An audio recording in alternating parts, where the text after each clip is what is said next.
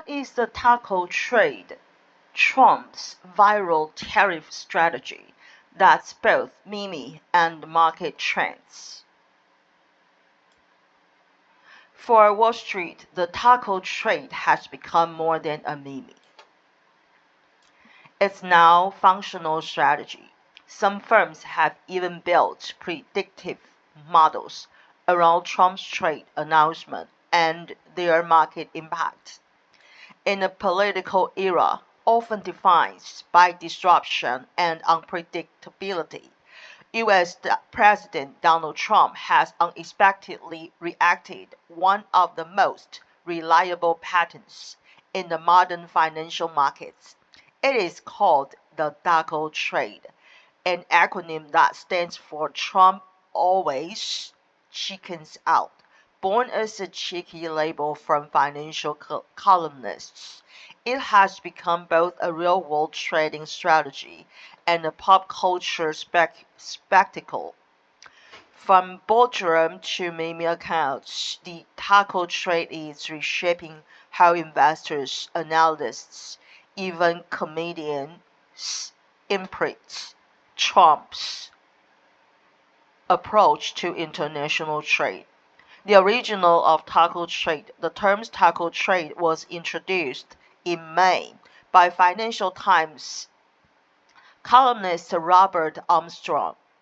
At first glance, it sounded like another piece of financial slang designated for headlines, but behind catchy acronym lies a consistent market trend that traders have begun to treat as more than a coincidence.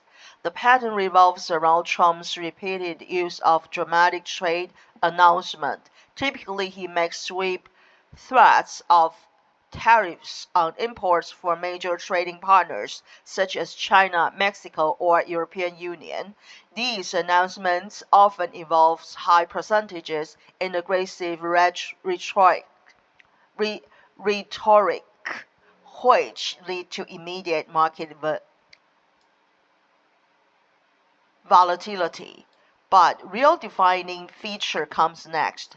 After a short period of market unrest and political reaction, Trump trend to either soften the proposal, delay the implementation, or abandon the plan altogether. Once that happens, markets recover and those who invested during the dip often make quick, significant gain.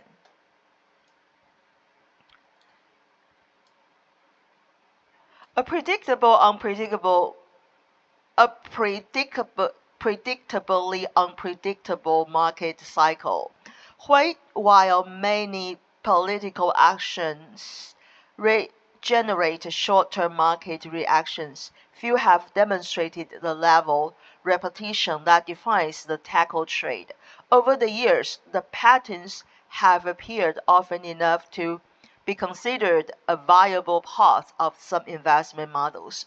A recent high illustrative example occurred in April 2nd. In a speech branding a day as Liberation Day, Trump announced tariffs up to 145% on China imports and additional levies on goods from India and other nations.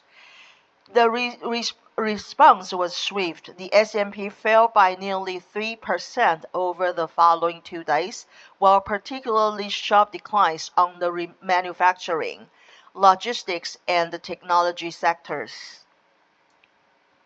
However, for some time, Trump postponed the harsher tariffs for 90 days.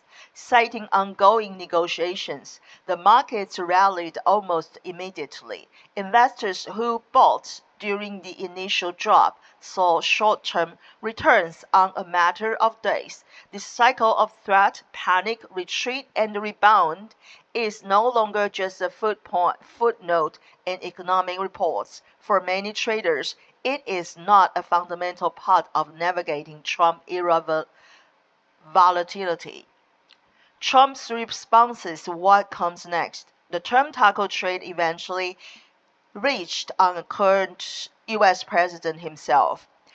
During the Wall Street press conference on May 28th, a reporter asked Trump about the going use of phrase in market coverage. Trump's reaction was characteristically defensive.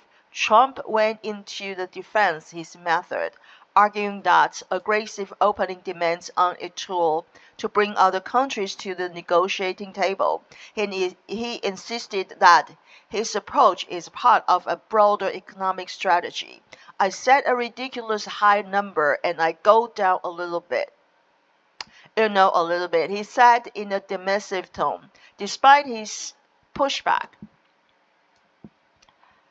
the growing body of examples suggests that taco label is more than a matter of percentage. It reflects a behavior pattern that has shaped everything from stock prices to global trade discussions. As the term spread, so did this influence beyond financial circles. On social media platforms like X and Bluesky, memes featuring Trump's taco a chicken and went viral. Some images depicted him inside a Taco Bell logo, while others showed him strutting in front of the White House in a cartoon chicken suit.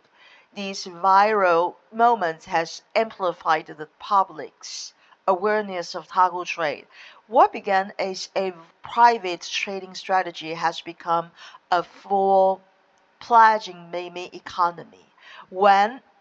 Where economic analysis meets internet humor. Looking ahead, a sign suggests that taco trade is far from over. Trump has already hinted at new tariffs, including a proposed 50% tax on Europe Union imports scheduled for announcement in July. Analysts and investors are already positioning themselves. The taco trade may have started as a joke, but it has evolved on defining elements of how markets respond on Trump's economic posturing. It reflects a strange new truth about global finance in the digital age that sometimes the best investment insight comes not from earnings report, but from memes and press conferences.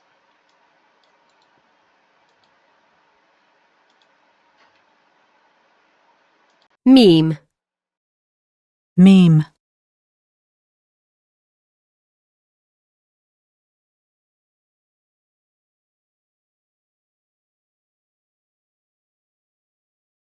Meme as a cultural equivalent of unit of physical inheritability, the gene.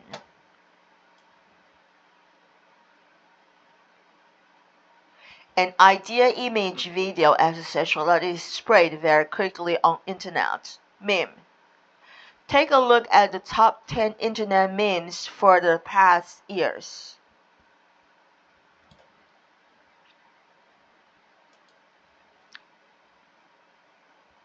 It reflects a strange new truth about global finance in digital age that sometimes the best investment insight comes not from the earnings report, but from the memes and the press conference.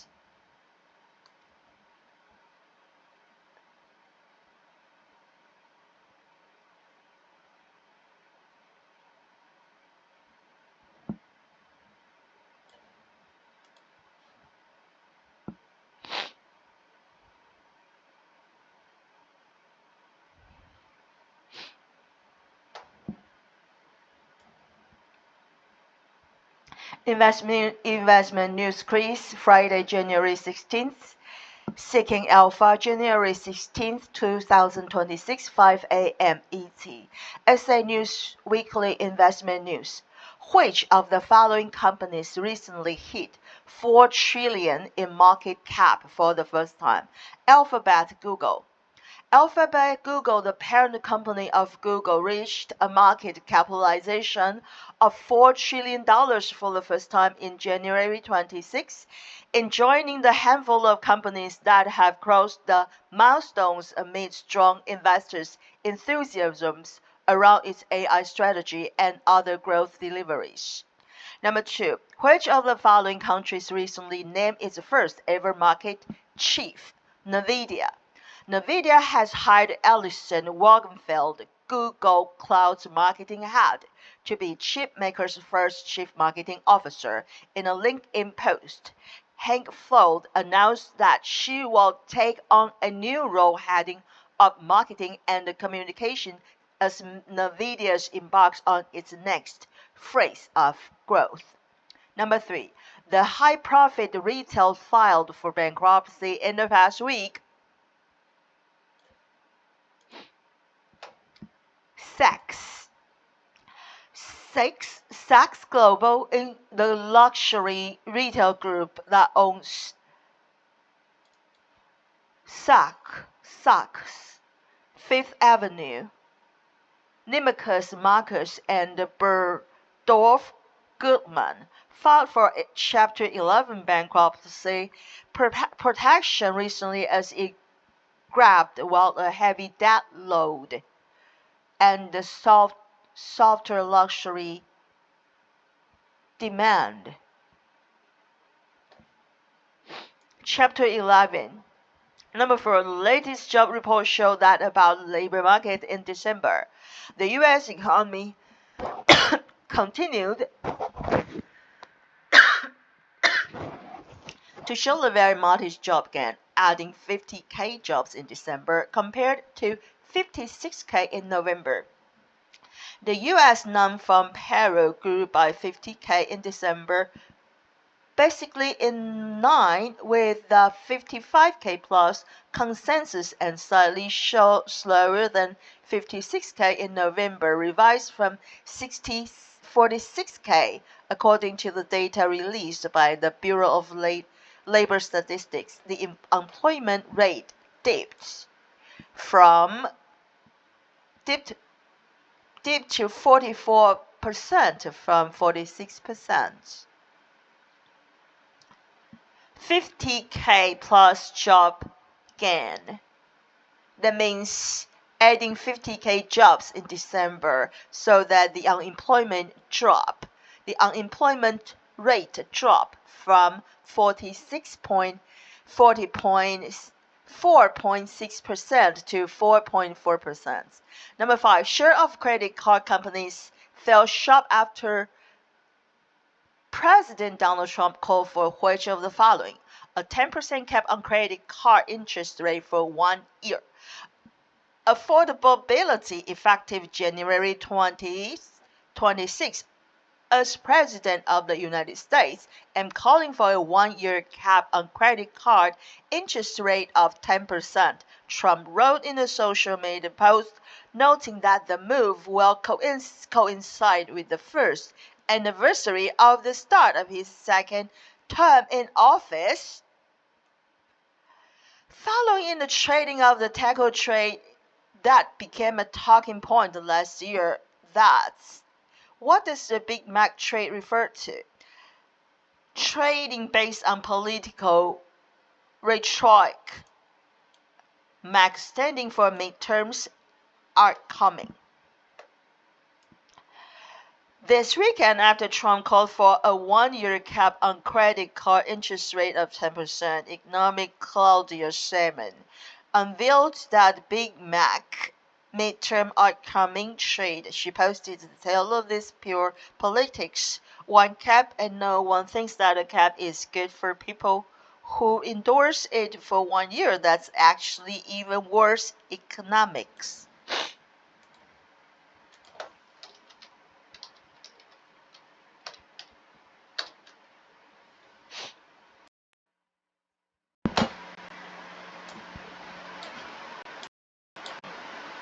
Rhetoric. Political rhetoric, speech intended to be effective and influence people. Rhetoric.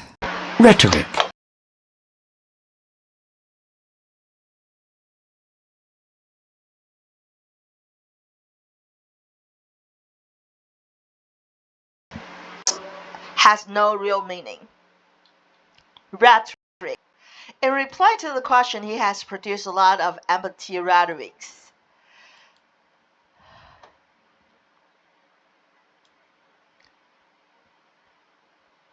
Trading based on political rhetoric. Max standing for midterms are coming. This weekend, after Trump's called for a one-year cap on credit card interest rate of 10%, economist Claudia Sham unveiled that Big Mac midterm trade. She posted, "The tale of this is pure politics. One-year cap. No one who thinks a cap is good for people who endorse it for 1 year. That is actually even worse economics."